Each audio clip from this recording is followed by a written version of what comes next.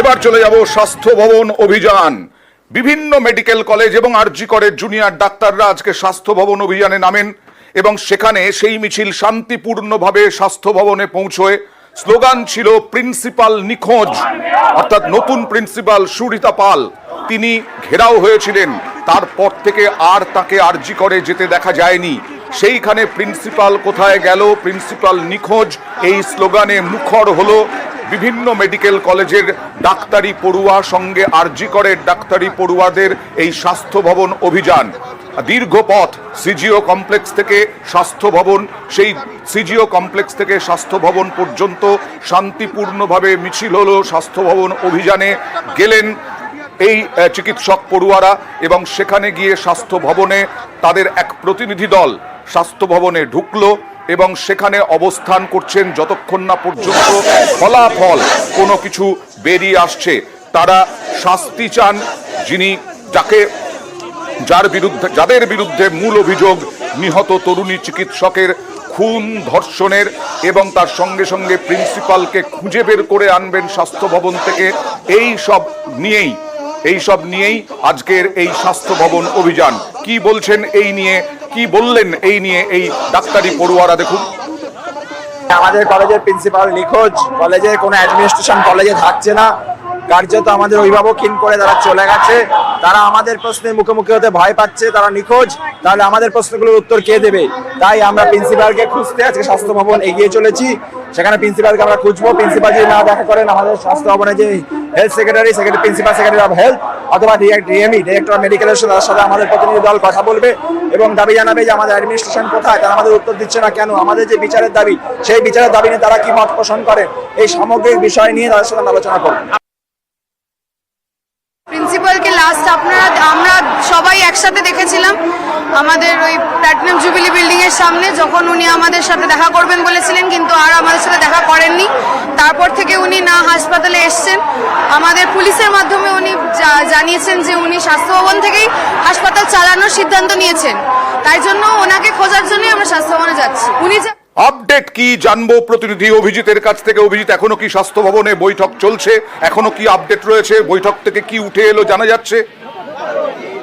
অয়ন, স্বাস্থ্য ভবনে আজকে আন্দোলনকারী জুনিয়র ডাক্তাররা তারা যে যান এবং সেখানে বৈঠক হন এবং সেখানে বলা হয় যে নতুন যিনি প্রিন্সিপাল তিনি যেন কলেজে থেকেই গোটা কাজ পরিচালনা করেন। কারণ গত কয়েকদিন ধরেই এই নতুন যিনি প্রিন্সিপাল হয়েছেন ডক্টর সুরিতা পাল, তিনি হাসপাতালে আসছেন না, তিনি স্বাস্থ্য ভবনে বসে আছেন, এমনটাই জানা গিয়েছিল। এবং আন্দোলনকারী ছাত্র থেকে শুরু করে প্রফেসর থেকে শুরু করে বৈঠকের তৈরি প্রত্যেকেরই একটা অভিযোগ ছিল যে আরজি করের এরকম একটা অবস্থা, সংকটের অবস্থা, অচল অবস্থা চলছে। সেই সময় নতুন প্রিন্সিপাল ডক্টর সুরিতা পাল তিনি কেন হাসপাতালে আসছেন না? একদিন তাকে ঘিরে বিক্ষোভ দেখানো হয়েছিল এবং গত 14 তারিখ রাতে যে ঘটনা ঘটেছিল, আরজি কর হাসপাতালে যে তাণ্ডব হয়েছিল, যে হামলা হয়েছিল, সেদিনও প্রিন্সিপাল তিনি রাতে তাকে বারবার করে বলা হলেও তিনি হাসপাতালে আসেননি। পরের দিন সকালবেলাও আসেননি এবং তারপরের দিন তাকে ঘিরে যখন বিক্ষোভ হয়, তারপর থেকে তিনি সকাল থেকে স্বাস্থ্য ভবন থেকেই কাজ পরিচালনা করছেন এবং এ নিয়েই ক্ষোভ জন্মায়। তবে স্বাস্থ্য দপ্তরের আধিকারিকরা কথা বলছেন আন্দোলনকারী জুনিয়র ডাক্তারদের সঙ্গে। আশা করা যাচ্ছে যে বরফ গলবে। আশা করা যাচ্ছে বরফ গলবে। দেখা যাক আর কতক্ষণ পরে আশা করা যায় বরফ গলে কিনা, সেটা দেখার জন্য আমরা অপেক্ষায় থাকবো।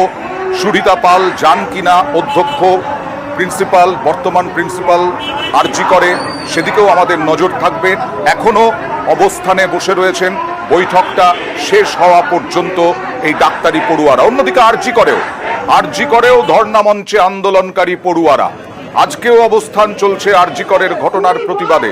টানা আন্দোলন এবং টানা কর্মবিরতি, টানা অবস্থান। একদিকে ডাক্তারি পড়ুয়া, আরজি করের ডাক্তারি পড়ুয়া এবং অন্যান্য মেডিকেল কলেজের ডাক্তারি পড়ুয়ারা স্বাস্থ্য ভবন অভিযানে, আর আরজি করের ঘটনার প্রতিবাদে আরজি করে আজও চলছে অবস্থান প্রতিবাদ।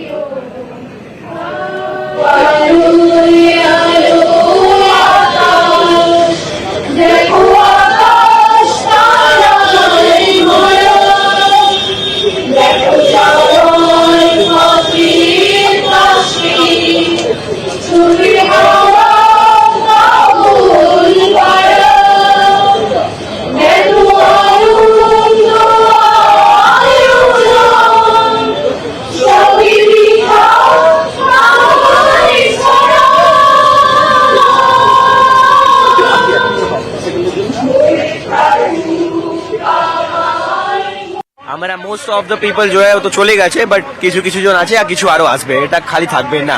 এই মঞ্চটাকে যত খালি না হয় সেটার জন্য আমরা এখানে আছি। এই আন্দোলনটা যেন থেমে না যায়। আমাদের একটা টিম গেছে সিজিও কমপ্লেক্স আমাদের দাবি জানাতে, সেই দাবি আমরা এখন এই মঞ্চটা যাতে ফাঁকা না যায় সেটাই আমরা ইনশিওর করছি।